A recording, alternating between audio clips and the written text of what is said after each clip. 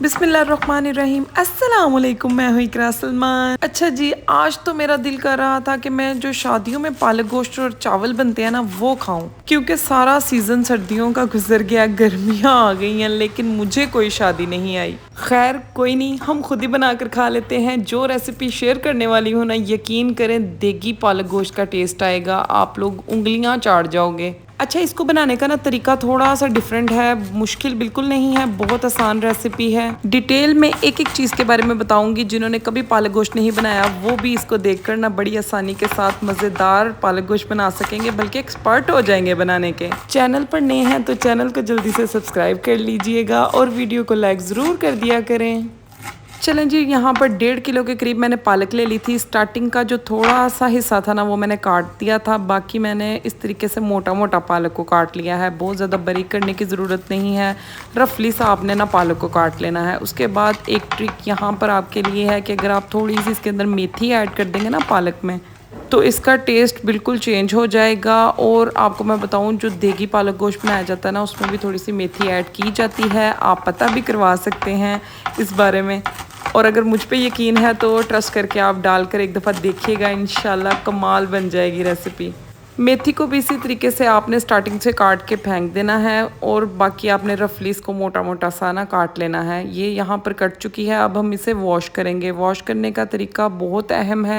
3 से 4 पानी आपने इसको धोना है, टोकरी में डाल के नहीं धोना। नीचे जो सा मैंने ये बाटा सा रखा हुआ है ना, इसके अंदर मैंने धोया था, फिर निकाल लेती थी, ऊपर से पालक टोकरी में डाल लेती थी, और जो मिट्टी होती थी ना वो नीचे पानी में बैठ जाती थी। इसी तरीके से 3 दफ़ा ये प्रोसेस आपने लाजमी करना है, क्योंकि पालक में अगर थोड़ी सी भी मिट्टी वगैरह रह जाए ना तो बिल्कुल उसका मज़ा सारा किरकिरा हो जाता है। इसलिए धोना तसल्ली से है। धोने के बाद हम लोगों ने इसके अंदर 3 से 4 हरी मिर्चें ऐड कर देनी है। हाफ़ ग्लास के करीब पानी ऐड करेंगे, सिर्फ हाफ़ ग्लास पानी ऐड करना है। उसके बाद इसको चूल्हे पर चढ़ा दीजिएगा। 10 मिनट के लिए मीडियम फ्लेम के ऊपर पालक को बॉईल करेंगे जस्ट। उसके बाद दूसरी तरफ यहाँ पर मैंने प्रेशर कुकर ले लिया है। मटन के अंदर बना रही हूँ, आप बीफ में बना सकते हैं, चिकन के अंदर भी बना सकते हैं, रेसिपी आपको सेम ही रहेगी। लहसुन और प्याज ऐड कर दिया है। एक दरमियाने साइज़ का प्याज ले लिया था, एक दरमियाने साइज़ का लहसुन छील कर ऐड कर दिया था। अदरक का पेस्ट मैंने 1 टेबलस्पून ऐड किया है। 2 टमाटर ऐड कर दिए हैं। उसके बाद 2-3 छोटी इलायचियाँ, 2 मोटी इलायचियाँ ऐड करके ना आधा ग्लास पानी डाला था, वो वीडियो मुझसे स्किप हो गई है। आधा ग्लास पानी डालकर ना तकरीबन 5 मिनट के लिए इसको प्रेशर दे लिया है। 5 मिनट के लिए सिर्फ प्रेशर देंगे। उसके बाद इसको कढ़ाई में निकाल लेंगे, इसके अंदर ऑयल शामिल कर देंगे। ऑयल शामिल करके ना इसकी अच्छे से बुनाई करेंगे, जो इसके अंदर पानी है ना उसको ड्राई कर लेंगे।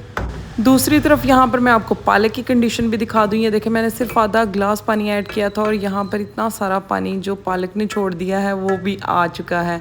हमने मीडियम फ्लेम के ऊपर इसको ना पानी को तकरीबन 90% ड्राई करना है। दूसरी तरफ यहाँ पर जो कढ़ाई के अंदर पानी था ना, कढ़ाई मीन्स मटन कढ़ाई ही बना रहे हैं हम, उसके अंदर जो पानी था ना वो काफ़ी हद तक ड्राई हो चुका है।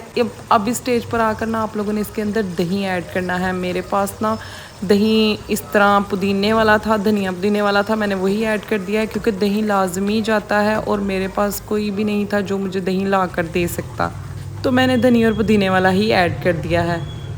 1 कप भरकर दही ऐड करना है। कढ़ाई बनाते वक्त आपने मटन की चाहे हो या चिकन की, जो भी आप बना रहे हैं। अब ना दही के पानी को ड्राई करेंगे, मसाले की भुनाई करेंगे अच्छे से। यहाँ पर आप देखें पालक का जो पानी है वो काफ़ी हद तक ड्राई हो चुका है, बस इसके अंदर थोड़ा सा पानी बाकी है। अब जब पालक इस कंडीशन में आ जाए ना तो आपने इसको ग्राइंडर में डाल देना है। जग में डाल कर ना इसको सिर्फ 3 से 4 सेकंड के लिए ग्राइंड करना है। अगर आप लोग ना चावलों के साथ खा रहे हैं ना तो फिर आप 3 से 4 सेकंड के लिए ग्राइंड कीजिएगा और इसको स्मूथ सी कंडीशन में ले आइएगा, जिस तरह से आपको मेरी पालक नज़र आ रही है। मेरी पालक मीन्स क्या मेरे खेतों की पालक है? नहीं यार, बस पालक जैसे आपको नज़र आ रही है मैंने जो दिखाई है। अच्छा, अगर आप लोगों ने इसको रोटियों के साथ खाना ना पालक गोश्त को, तो फिर आप इसको ना घोटे के साथ भी हल्का सा घोट सकते हैं, फिर आपको ज़्यादा स्मूथ करने की ज़रूरत नहीं है। उसके बाद आपने जिस पतीली में इसको बॉयल किया था ना उसी पतीली में आपने थोड़ा सा ऑयल शामिल करना है। अच्छा, पालक गोश्त में थोड़ा सा ऑयल ज़्यादा जाता है, आपने परेशान नहीं होना। पालक को आपने फ्राई करना है अच्छे से ऑयल में 3-4 मिनट के लिए।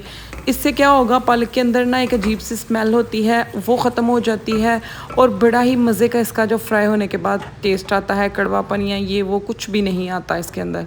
पालक को 3-4 मिनट फ्राई करेंगे, उसके बाद इसके अंदर आधा कप दूध डालेंगे। दूध डालने की वजह से क्रीमी टेक्सचर आएगा और बड़ा मज़े का फ्लेवर आता है। देगी जो पालक गोश्त है उसके अंदर भी दूध और दही जाता है, इसीलिए तो कहते हैं इसको मक्खन और खोए जैसी पालक।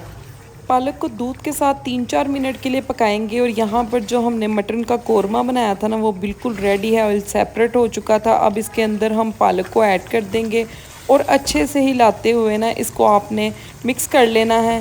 यहाँ पर आपने बहुत एहतियात करनी है क्योंकि पालक ने बहुत छींटे मारने हैं। इस पालक ने ना वक्त डाल देना पूरे किचन में, इसलिए आप इसको कवर कर दीजिएगा ताकि इसके छींटे अंदर ही रहें। और मीडियम फ्लेम के ऊपर आपने इसके अंदर से हर तरह का जो पानी है वो ड्राई ज़रूर करना है, वरना जब आप इसको प्लेट में डालेंगे सर्व करेंगे ना तो पानी अलग से साइड पे निकल रहा होगा, जो कि बिल्कुल भी अच्छा नहीं लगता। अच्छे से हिलाते हुए आपने इसके पानी को ड्राई कर लेना है। और देखें आप, बड़ी ही मज़ेदार क्रीमी टेक्सचर वाली, बिल्कुल शादियों वाले वाइब्स देने वाली जो पालक गोश्त है वो रेडी है। Must try this recipe. If you like this recipe please एक प्यारा सा कमेंट कर दीजिएगा। इजाज़त चाहती हूँ, दुआओं में याद रखिएगा। अल्लाह हाफिज़।